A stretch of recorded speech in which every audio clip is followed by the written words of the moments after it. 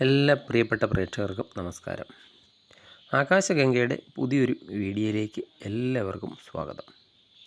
2026 June മാസം കുംഭക്കൂറുകാർക്ക് എങ്ങനെ ഉണ്ടാകും എന്നതിനെപ്പറ്റിയാണ് ഇന്നത്തെ വീഡിയോ.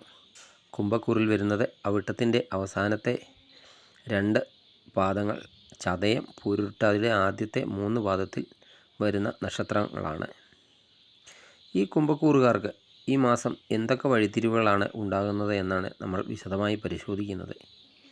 ഈ മാസത്തെ ഗ്രഹസ്ഥിതി നോക്കുകയാണെങ്കിൽ സൂര്യൻ ഇടവം രാശിയിൽ നിൽക്കുകയാണ്. ജൂൺ 15 ശേഷം ആ സൂര്യൻ മിഥുനൻ രാശിയിലേക്ക് രാശി മാറുന്നതാണ്. ബുധനും ശുക്രനും മിഥുനത്തിൽ നിൽക്കുന്നു. വ്യാഴം തൻ്റെ ഉച്ചക്ഷേത്രമായ കർക്കിടകത്തിലേക്ക് ജൂൺ 2 പ്രവേശിക്കുന്ന സമയം കൂടിയാണ്. കേതു ചിങ്ങത്തിൽ നിൽക്കുന്നു. രാഹു കുംഭത്തിലാണ്, ജന്മരാഹുവാണ്. ശനി മീനൻ രാശിയിൽ 2-ാം ഭാവത്തിലാണ് നിൽക്കുന്നത്. 7.5 ശനി അതിൻ്റെ അവസാന ഘട്ടത്തിലൂടെ കടന്നു പോകുന്ന കുംഭക്കൂറുകാർക്ക് ഈ ജൂൺ മാസം വലിയൊരു ആശ്വാസത്തിൻ്റെ തുടക്കമാണ് എന്ന് വേണമെങ്കിൽ പറയാം. നിങ്ങളുടെ കരിയർ, ബിസിനസ്, സാമ്പത്തികം, അതുപോലെ കുടുംബം, വിദ്യാഭ്യാസം, ആരോഗ്യം എന്നിങ്ങനെ ഓരോ മേഖലയിലും എന്തൊക്കെ മാറ്റങ്ങളാണ് ഈ ഗ്രഹമാറ്റം കൊണ്ട് ഉണ്ടാകുന്നത് എന്ന് നമുക്ക് ഈ വീഡിയോയിലൂടെ വിശദമായി പരിശോധിക്കാം. വീഡിയോ പൂർണ്ണമായും കാണുക. വീഡിയോയുടെ അവസാനം ജൂൺ മാസം നിങ്ങൾ എന്തൊക്കെ പരിഹാരമാണ് ചെയ്യേണ്ടത് എന്നും പറയുന്നുണ്ട്. ആദ്യമായി നമുക്ക് തൊഴിൽ എങ്ങനെയുണ്ടെന്ന് നോക്കാം. കുംഭക്കൂറുകാർക്ക് തൊഴിൽ രംഗത്തെ വളരെ നിർണായകമായ ഒരു മാസമാണ് ഇതെന്ന് പറയാം. 10-ാം ഭാവത്തിലേക്ക് ഉച്ചവ്യാഴത്തിൻ്റെ ദൃഷ്ടി ഉണ്ടാകുന്നതാണ്. മിഥുനത്തിൽ ബുധ ശുക്രയോഗവും നിങ്ങൾക്ക് അനുകൂലമായ മാറ്റങ്ങളൊക്കെ കൊണ്ടുവരുന്നതാണ്. കഴിഞ്ഞ കുറേ മാസങ്ങളായി തൊഴിൽ രഹിതരായിരുന്നവർക്കോ മികച്ച ഒരു മാറ്റമൊക്കെ ആഗ്രഹിച്ചവർക്കോ ഒക്കെ ഈ മാസം പുതിയൊരു തൊഴിൽ ലഭിക്കുന്നതിനുള്ള അവസരങ്ങളൊക്കെ വന്നു ചേരുന്നതാണ്. ഓഫീസിലൊക്കെ നിങ്ങളുടെ കഠിനാധ്വാനത്തിന് മേലധികാരികളിൽ നിന്ന് അംഗീകാരമൊക്കെ ലഭിക്കുന്ന ഒരു സമയമാണ്.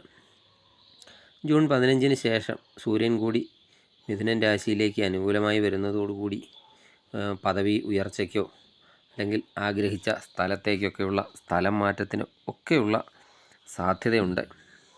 അതുപോലെ ശ്രദ്ധിക്കേണ്ട കാര്യം എന്താണെന്ന് വെച്ചാൽ രാഹു ജന്മത്തിൽ നിൽക്കുന്നതും 2-ാം ഭാവത്തിൽ ശനിയുമൊക്കെ ഉള്ളതിനാൽ സഹപ്രവർത്തകരുമായിട്ടൊക്കെ സംസാരിക്കുമ്പോൾ വാക്കുകളൊക്കെ സൂക്ഷിക്കേണ്ടതാണ്.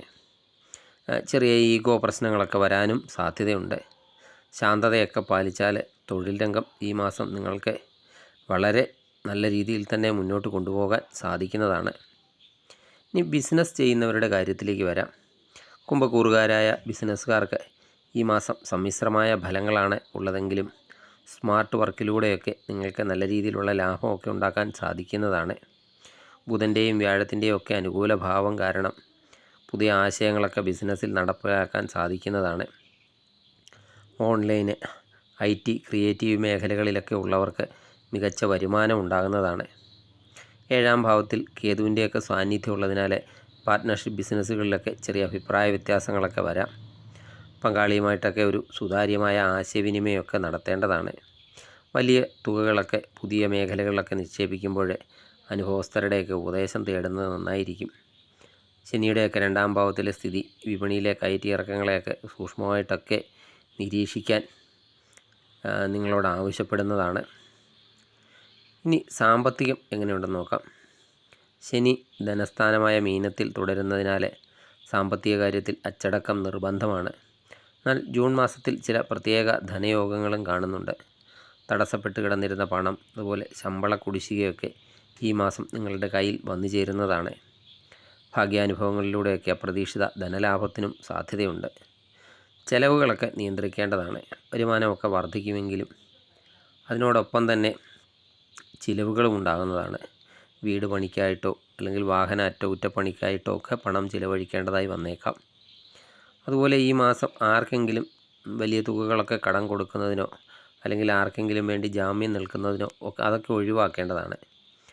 ജൂൺ മാസത്തിൽ കടബാധ്യതകളൊക്കെ ഒരു പരിധിവരെയൊക്കെ കുറച്ചു കൊണ്ടുവരാൻ ഉച്ചവ്യാഴത്തിൻ്റെ 6-ാം ഭാവത്തിലെ സ്ഥിതിയൊക്കെ നിങ്ങളെ സഹായിക്കുന്നതാണ്. ഇനി കുടുംബജീവിതത്തിലേക്ക് നോക്കുകയാണെങ്കിൽ ജൂൺ ആദ്യ പകുതിയിൽ 4-ാം ഭാവത്തിലെ സൂര്യൻ കാരണം വീട്ടിൽ ചെറിയ അസ്വസ്ഥതകളോ അല്ലെങ്കിൽ എന്തെങ്കിലും ഈഗോ പ്രശ്നങ്ങളോ ഒക്കെ ഉണ്ടായേക്കാം. പ്രത്യേകിച്ച് മാതാവിനോടൊക്കെ സംസാരിക്കുമ്പോൾ ബഹുമാനമൊക്കെ നിലനിർത്തേണ്ടതാണ്. ജൂൺ 15 ശേഷം സൂര്യൻ മിഥുനത്തിലേക്കൊക്കെ മാറുന്നതോടെ കുടുംബത്തിൽ സന്തോഷവും സമാധാനവും ഒക്കെ തിരിച്ചെത്തുന്നതാണ്. അതുപോലെ ബന്ധുക്കളുടെ സഹായവും നിങ്ങൾക്ക് ഈ സമയത്തൊക്കെ ലഭിക്കുന്നതാണ്.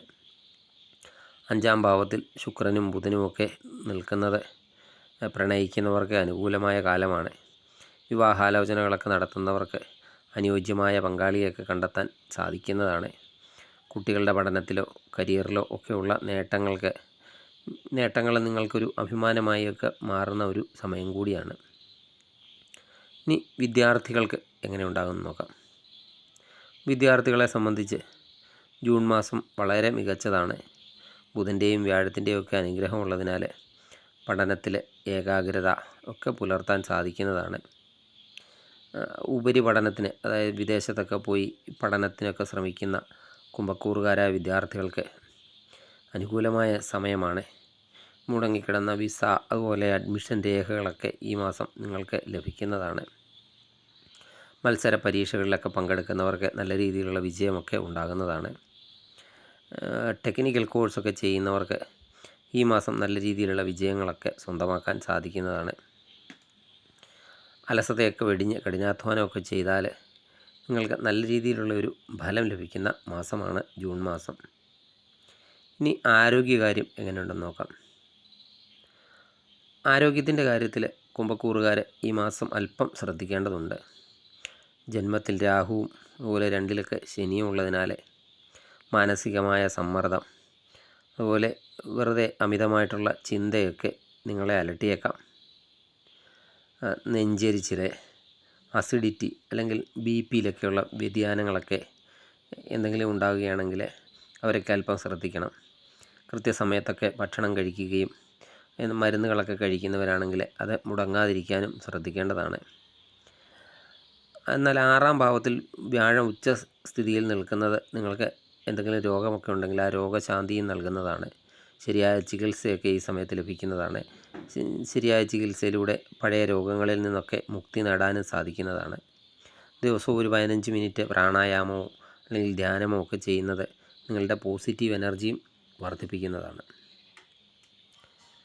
മൊത്തത്തിൽ നോക്കിയാൽ 7-ര ശനിയുടെയും രാഹുവിൻ്റെയും ഒക്കെ ദോഷങ്ങളെ മറികടക്കാൻ വ്യാഴ ഉച്ചത്തിൽ നിൽക്കുന്നത്, അതുപോലെ ബുധൻ്റെയൊക്കെ അനുഗ്രഹം ഈ മാസം കുംഭക്കൂറുകാർക്ക് തുണയാകുന്നതാണ്. ഈ മാസത്തെ ദോഷഫലങ്ങൾ കുറയ്ക്കാനും ഗുണം വർദ്ധിക്കാനും ലളിതമായ പരിഹാരമൊക്കെ ചെയ്യാവുന്നതാണ്. ശനിയാഴ്ചകളിൽ ശാസ്താക്ഷേത്ര ദർശനമൊക്കെ നടത്തി ശാസ്താവിന് എള്ളുതിരി നീരാഞ്ജനമൊക്കെ വഴിപാട് കഴിക്കുന്നത് ഗുണകരമാണ്. അതുപോലെ ശിവക്ഷേത്രത്തിൽ ശിവന് ധാര പിൻവിളക്കൊക്കെ കഴിക്കുന്നതും ഗുണം ചെയ്യുന്നതാണ്. അതുപോലെ വിഷ്ണു സഹസ്രനാമം കേൾക്കുന്നതും അല്ലെങ്കിൽ വിഷ്ണു സഹസ്രനാമം ജപിക്കുന്നതുമൊക്കെ വ്യാഴാഴ്ചകളിൽ ജപിക്കുന്നതുമൊക്കെ നിങ്ങൾക്ക് വളരെയധികം ഗുണം ചെയ്യുന്നതാണ്. എന്തെങ്കിലും ദോഷങ്ങളൊക്കെ ഉണ്ടെങ്കിൽ അതൊക്കെ മാറി നിങ്ങൾക്ക് കൂടുതൽ ഗുണമൊക്കെ ലഭിക്കുന്നതാണ്. ഈ വിവരങ്ങൾ നിങ്ങൾക്ക് ഉപകാരപ്രദമായി എന്ന് കരുതുന്നു. വീഡിയോ ഇഷ്ടമായാൽ ലൈക്ക് ചെയ്യുക. സബ്സ്ക്രൈബ് ചെയ്യാതെ വീഡിയോ കാണുന്നവരാണെങ്കിൽ ദയവായി സബ്സ്ക്രൈബ് ചെയ്ത് കാണുക. മറ്റൊരു വീഡിയോയിലൂടെ വീണ്ടും കാണാം. നന്ദി, നമസ്കാരം.